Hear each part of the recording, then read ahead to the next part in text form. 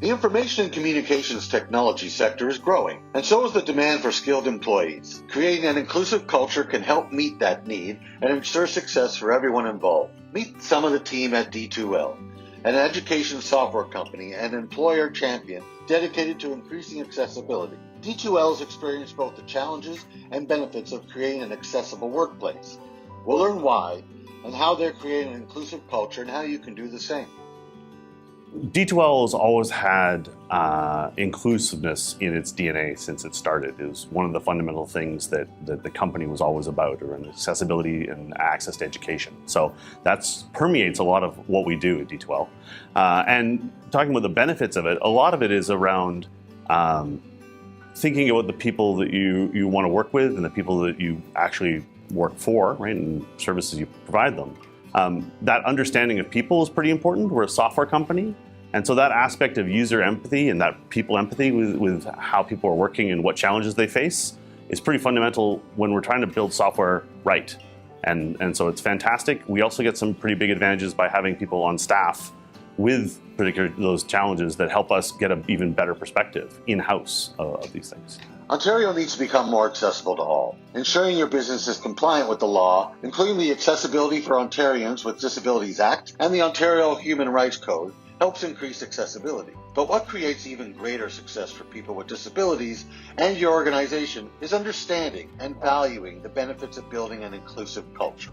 Employers often want to make things better, but don't always know how. Sometimes it's about ensuring physical accessibility, but there are other ways to show your employees and the public that inclusion matters. I think one of the greatest challenges I and some of the people around me have faced is just not even being aware of some of the biases that we have or some of the assumptions that we hold. So making sure that the diversity is all around you, then you have many coaches within the workplace who are then bringing things to light. And most of the time, they're bringing things to light, things that are simple, readily doable, and make a great impact, though, on our workforce here at D2L. I think that concern of anytime we're accommodating for anyone in a way that kind of changes the norm, it can't help but have people thinking, is this favoritism? I have challenges too. Maybe I need to be accommodated in a way, frustration. Is somebody working more or less? It's a very kind of psychologically human way to respond to what can appear on the surface as differences that don't feel fair. But really making sure to equip your leaders, and that we're trying to equip our leaders with the skills to navigate some of those conversations openly, transparently, within reason and comfort level of all those involved. Telling the stories and celebrating when it works, so that those around who might not be involved explicitly start to understand that this is not favoritism. This is that we have a culture where everybody gets to bring their best versions of themselves. The one thing that I would say is most important is to realize that it's just differences. There's nothing like a disability. A disability happens when the environment cannot match the needs of a person. There are only differences. We have people with disabilities today because we haven't yet made the environment suit everybody. D2L has offices in a number of cities. In some places we are lucky to have built environment that is accessible, and in some places we are not. For example, downtown Toronto office, it's in an old building.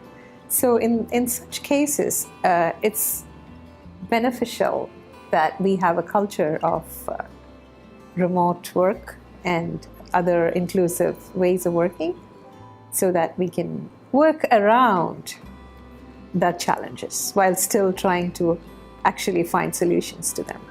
The best thing we do at D2L is to consult the person about what they need and do that, rather than assuming or imagining that this is what a blind person might need. Accommodations aren't always big, expensive things. Sometimes it can be as simple as putting some tactile markings on a microwave, because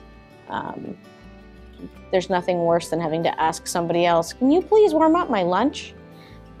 So I spoke to my manager, and she said I could speak to facilities we found some cheap bump dots from the Braille bookstore and bought a few different shapes. And then we went down together, myself and a person from facilities, and we stuck them on in strategic places. And it's a simple thing, but I can warm up my lunch and I don't have to bother anybody for something as basic as that. It can be a bit tricky because of the open concept way the building is laid out. So what I do is, if we're going to a meeting together, I'll just follow the herd, or Tansy's really good at following my colleagues, or we sometimes, because we have remote employees, I'll end up meeting over Skype or Zoom and having meetings remotely, just like the remote employees do, and it works really well. Part of my job is working with designers to try and make an accessible product from the beginning. So I'm part of the team. I find out what is being built, and we get to sit down right at the beginning and discuss what would be a good accessible workflow so that the users get a good experience. The majority of accommodations in the workplace rely less on equipment and more on understanding and flexibility. When I was in high school, I was diagnosed with depression. It went away after a few years, but that was my experience with mental health. After I'd been at D2L for 4 years, my employer they ran a Bell Let's Talk Day. Following the Bell Let's Talk event, a few months later, I was in therapy and I started medication. And shortly after that, really a few days after that, I went to my manager, Matt, and I told him that I was on medication for anxiety.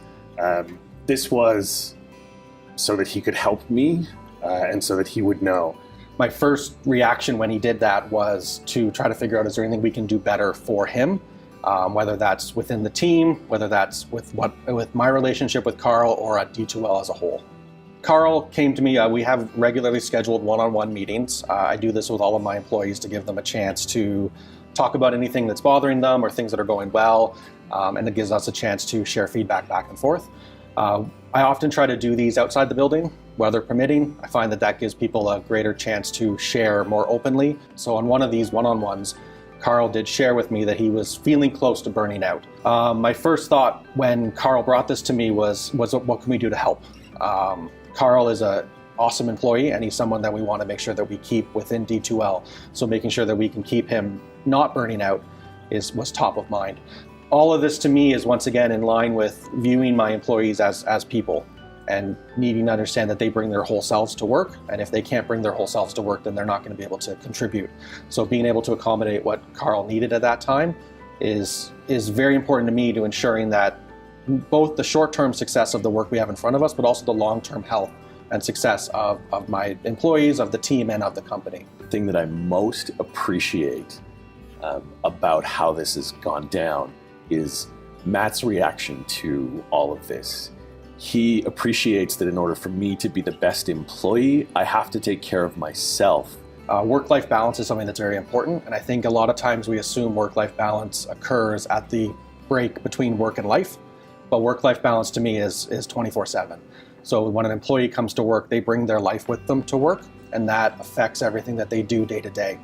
Especially in IT, where a lot of the work we do is in our heads, being healthy and being present and being able to bring your whole self to work is extremely important for me to be able to get the best work out of the team of people that I have solving a project. When your organization and leadership display a strong and consistent message of inclusion, you will broaden both your marketplace and your pool of potential employees. I think that expectations of employees are changing, that especially with younger employees, that they've grown up in a world that is more inclusive than it ever has been. And I think those expectations go with them as they go through life, as they go through school, and as they move in, transition to the workforce. And I think that those expectations are being put on employers everywhere to be able to bring on the right people, regardless of what their specific set of capabilities is. That the more roadblocks that you put in front of that, the more likely you are to lose people that could be adding tremendous value to your company and to what you're trying to accomplish. I think one of the things we've learned is one of the most important pieces is making sure people see themselves in us at D2L. If they look at our website or if they follow our LinkedIn page, particularly people who are considering coming to work for us, and they don't see themselves, I think it naturally stops people from perhaps even applying. We're just really making sure we're conscious of what stories we tell on our website and on our LinkedIn page so that hopefully people see themselves and think, oh, that might be a place where I could apply, so that people will know that this is their space, know that this could be their home too. So I'm hopeful that D2L and other companies will just continue having the conversations, even if the conversation is just, we don't know what conversation to have yet, or we don't know where to start. That's the first step, is to just say, we need to have a conversation so that we can keep making all of our workplaces a place where everybody's welcome and they get to really engage as much as they can. Inclusion benefits everyone. Employers, your employees, and your customers, your community, and your provincial culture and economy. Take the first step to become an employer champion. You'll be glad you did. We can help you find and retain qualified employees. And everyone can benefit from economic prosperity, social growth, and a more inclusive Ontario.